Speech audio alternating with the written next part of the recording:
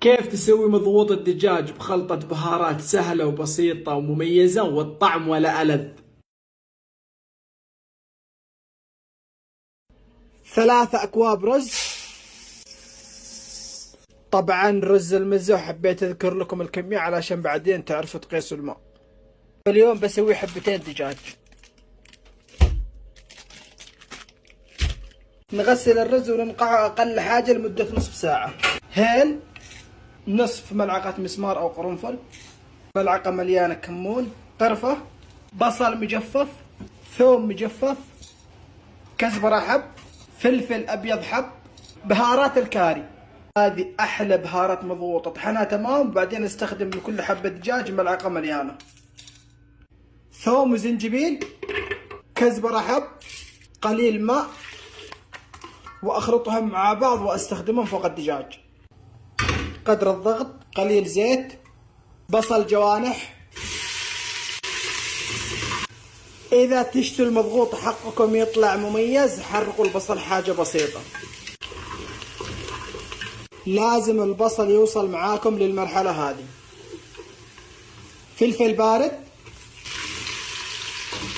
طماطم،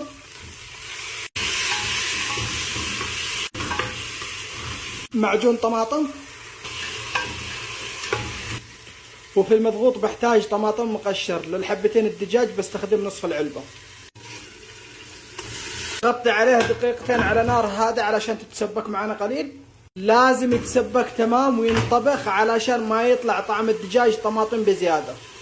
انزل الدجاج، طبعا دجاج او لحم الطريقة تنفع بنفس الطريقة بالضبط، بس اختلاف التسوية. اذا كان دجاج يحتاج ل 15 دقيقة فقط يكون جاهز، اذا كان لحم يحتاج لنصف ساعة او 45 دقيقة على حسب حجم اللحم. والان اضيف البهارات. احلى حاجة في البهارات وقت تطحنوها بنفس الوقت.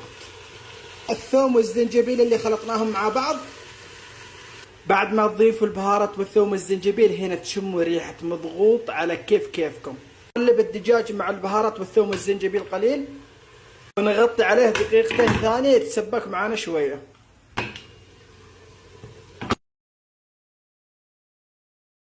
والآن بضيف الماء. طبعا أنا عندي 3 أكواب رز يشتي لهم 6 أكواب ماء. كمية الماء مثل كمية الرز مرتين، لكل كوب رز كوبين ماء. ملعقتين ملح، لكل حبة دجاج ملعقة مليانة. بهارات صحيحة. أغطي عليه وأحسب له 15 دقيقة.